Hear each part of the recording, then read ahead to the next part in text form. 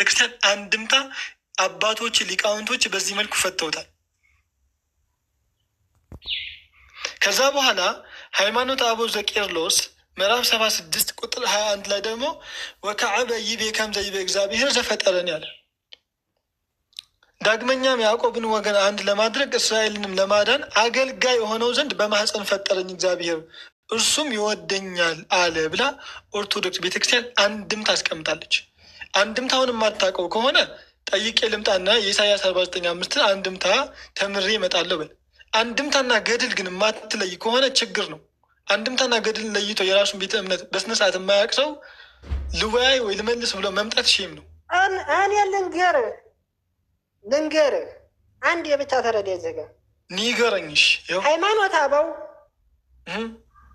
አበው ትንቢተ ኢሳያስን እናንተ ፈሰሩ እንደምትሉት አብራራው እንጂ የትንቢተ ኢሳያስ ላይ ያለው ቃል ድንግል በድንግልና ትወልዳለች፣ ወንድ ልጅም ትወልዳለች፣ ታላቅ ኃያል አምላክ ይባላል። እዛው አካባቢ ላይ አለ አይደለም?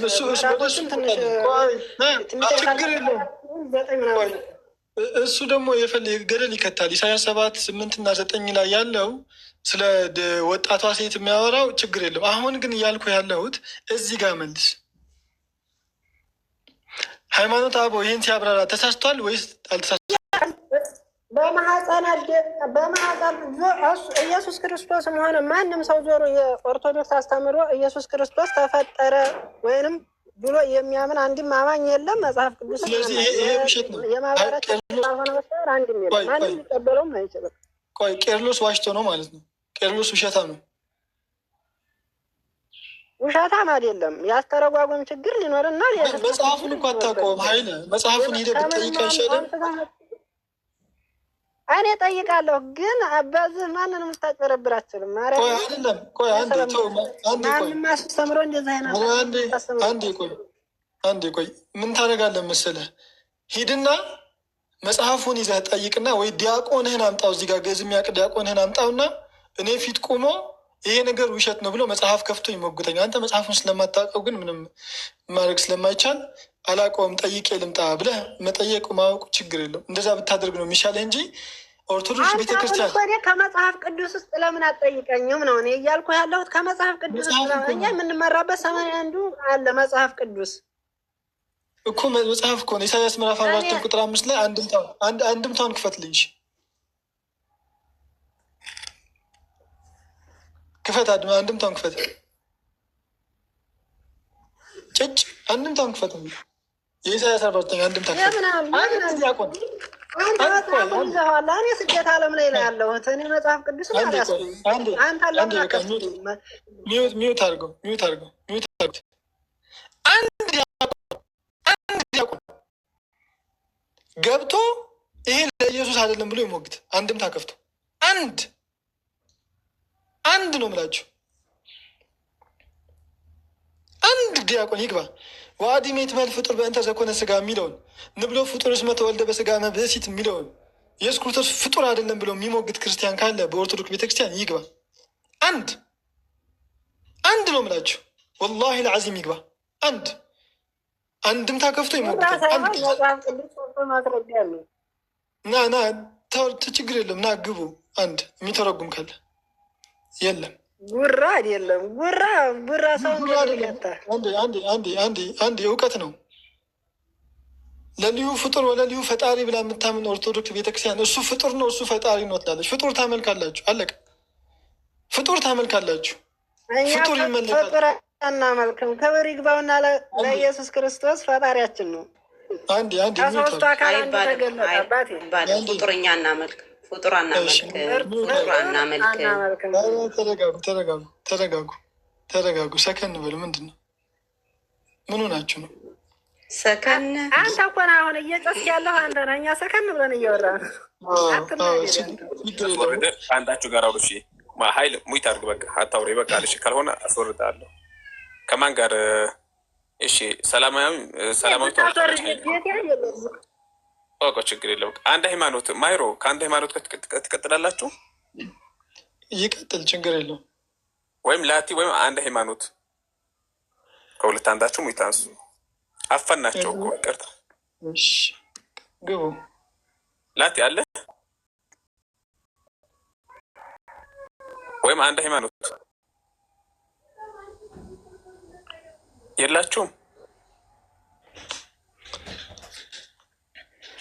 ኧረ ነው ቀጥልሽ ማሄር ሆት ደስ ካለ ቀጥል። ሌላ ክርስቲያን ካለ አሁን አንድምታውንም አንደርስታንድ አንደርስታንድ አላደረጉትም። አንድ ሰው እኮ የሆነ ነገር ካላወቀኝ በነገራችን ላይ የኛ የሙስሊሞች ወላሂ ለዓዚም ቤስት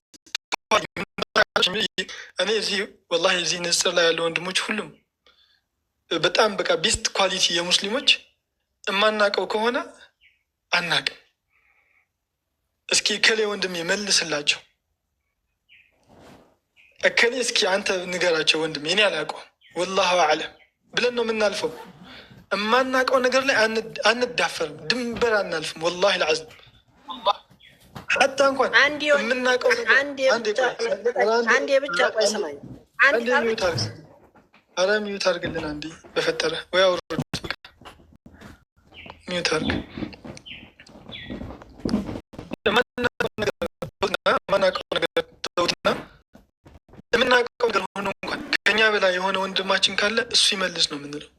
እምነታችን ላይ በድፍረት ድንበር አናልፍም፣ በድፍረት ድንበር አናልፍም። የማናውቀው ከሆነ አናውቀው በቃ።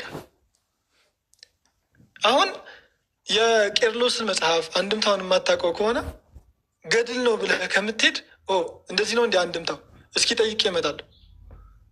አንተ ተሳስተህ ከሆንክ ደግሞ አዋርድሃለሁ ነው ማለት ያለበት። የማያውቀውን ነገር እንደዚህ በድፍረት መናገር ይሄ ሼም እኮ ነው። አለማወቅ እኮ ችግር የለውም። ጠይቄ ልምጣ በቃ ደቤስ ሶሉሽን ኔቨር። እኛም እንደዛ ነው የምንለው። የማናውቀው ነገር ከተጠየቀ እኔ ጠይቄ ልምጣ አላውቀው፣ እስኪ ከሌ ወንድሜ መልስላቸው፣ እሱ ከኔ እዚህ ጋር የተሻለ ነገር ነው። እንደዛ ነው የምንለው። አንድ ምሳሌ ልስጣችሁ። ትናንትና ወንድሜ ፒኬ እዚህ ጋር ነበር አለ። ስለ ትንቢት ተጠየቀ። ስለ ትንቢት በደንብ አድቅቆ የሚያውቅ ሰው ነው። ምን አለ? እሱ ላይ የሚሰሩ ወንድሞች ያሉ እነሱ ሲመጡ ይመልሱላቸዋል ብሎ ለወንድሞቹን አሳልፎ የሰጠ። የማታውቀው ነገር ላይ አትዳፈር። ይሄ የእስልምና ኳሊቲ ነው። ጠይቄ ልምጣ ማለት አለባችሁ። መመሬን እስኪ ጠይቄው ልምጣ ትላላችሁ። በዚህ ነው የምንሄደው። ማነው የሰዎች አለቃ አለ? ማሂሮ ጀዛከላ ኸይርን። የምር ጥሩ ማብራሪያ ነው። ማሂርን እስኪ እንደ ሁላችሁም ፎሎ አድርጉት። እሺ ጀዛከላ ኸይርን። ማሂር ፎሎ ያላርጋችሁ ፎሎ አድርጉት። በነገራችን ላይ ፎሎ አድርጉት ሲባል እኮ ኡስታዞች ለእነሱ ይጠቅማቸዋል ማለት አይደለም። ፎሎወራቸው በጨመረ ቁጥር የበለጠ ዳዕዋው ተደራሽነት እንዲኖረው ነው። እሺ ለእኛ ብለን ፎሎ የምናደርጋቸው ከእነሱ የምንፈልገው አገልግሎት ስላለ ነው።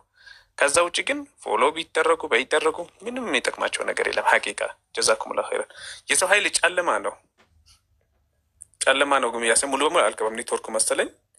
ላቲ ከሌለ ተወርዳለሽ። እሺ ወይም አንድ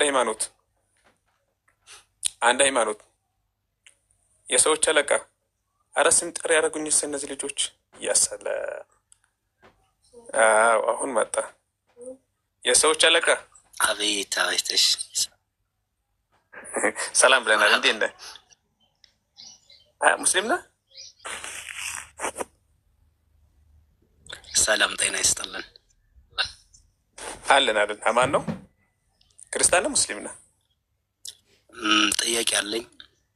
ክርስቲያን ነህ? ሙስሊም ነህ? ለሙስሊሞች ጥያቄ አለኝ። ክርስቲያን ነህ? ሙስሊም ነህ አንተ? ለጠይቅ። ሙስሊም ነህ? ክርስቲያን ነህ? ሃይማኖት ለሙስሊሞች ጥያቄ። ኦኬ ታችሁንና ጠይቅ። እሺ በኮሜንት ጠይቅ እመልስልሃለሁ። አለቃው በመጽሐፍ ቅዱስ መዝገበ ቃላት ላይ ሲናገር አሁን እንደገባው አይነት ሰዎችን እንቶ ፍንቶ ይላቸዋል። ምንም እንትን የሌላቸው ማለት ነው። ለማንኛውም ክርስቲያን ነኝ። ክርስቲያን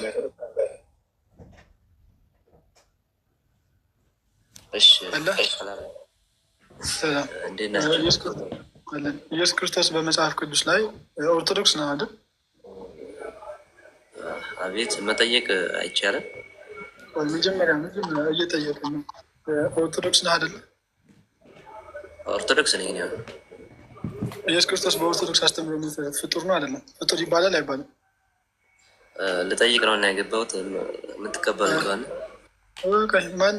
ማን ላይ ሽባህ ነስተህ ልትሄድ? ፍጡር ይባላል አይባልም? እና አሁን ጥያቄን ትቀበለኛለህ አትቀበለኝም ነው ጥያቄ። ታስተናግዳለህ አታስተናግድም? ፍጡር ይባላል አይባልም? መመለስ አልችልም እና መጠየቅ እችላለሁ። መመለስ የማትችል ከሆነ ተምረህ ነው መጀመሪያ ስለ አምላክህ ተምረህ ነው። አውርዱት። እንደዚህ ነው። ርዕስ ለመቀየር አንዴ ቆይ። ኢየሱስ ክርስቶስ በቃ አጀንዳ ሰጥቶ፣ በነገራችን ላይ ሊጠይቁ አይደለም የሚመጡት። ወላሂ ልዓዚም አጀንዳ ፈጥሮ ቀይሮ ሹብሃ ነዝቶ ለመሄድ ነው። መልስ ብትሰጠውም አይቀበልም። የዚህን ሰውዬ ፕሮፋይል አድርጎ ምናምን ማለት ነው። እንደዚህ ናቸው። የተሳዳቢን ሰው ፕሮፋይል አድርጋ ልትማር አትመጣም። አያስኬድም ማለት ነው። መጀመሪያ ስለ አምላክህ መመለስ የማትችል ከሆነ ሂድና ስለ አምላክህ ተማር። መጀመሪያ አምላክን በቅጡ የማታውቅ ሰውዬ ስለ ሌላ ሰው አምላክ ምን ያደርግልሃል? መጀመሪያ አምላክህን እወቅ።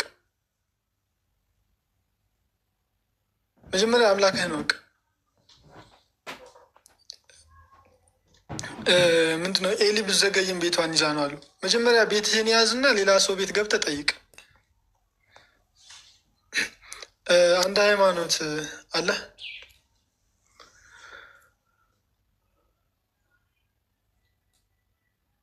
አንድ ሃይማኖት አለ ወይ? የሉም። ሰላማዊት አለሽ? አዎ አለኝ። አዎ አለው። ግን እዚህ ጋር ቅር ብሎኛል። አንድ ሰው አላውቅም ብሎ መጥቶ ለጥያቄ ሲመጣ ግን የእሱ ፎቶ ቢያደርግም እሱ እንደዚህ አይመልስም። የእናንተ ልጆች ሲሰዱት ራሱ ዶንቆሮ ሲሉት ራሱ ዶንቆሮ ብሎ እኮ አይመልስላቸውም። እግዚአብሔርን ቤቱ እስከ ጥግ ድረስ ነው የሚጋብዛቸው። ለምን አስወረዳችሁት? ችግር የለም። ምን ችግር አለው? የእሱን የምታሳውቁት ወይ እናንተን የምታሳውቁ ይሄ ምሁርነት ነው። በነገራችን ላይ ከገባ ችግር የለም እኮ አሁን እንትን ኢየሱስ ክርስቶስ እንትን የሰው ልጅ ኃጢአት አለበት ብለሽ ነው ለምታምኙ? ከአዳም የወረሰው ሰላማዊት የለውም። ኢየሱስ ክርስቶስ ከመጣ በኋላ ኃጢአት ያለብን ብለን አናምንም ማለት ነው።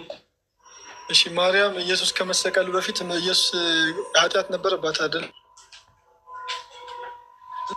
ማርያም በ3 ዓመቷ ነው ወደ ቤተ መቅደስ የገባችው እኮ። ኢየሱስ ከመሞቱ በፊት ግን ያው እሷ እንደ ማንኛውም ሰው ኃጢአት አለባት። ምን አይነት ኃጢአት? ከአዳም የወረሰችው ኃጢአት የነጻላት እኮ። አንቺ እንደነገርሽኝ ከሆነ ኢየሱስ ከተሰቀለ በኋላ ኃጢአት የለም፣ የውርስ ኃጢአት የለም። ኢየሱስ ታዲያ ለምንድን ነው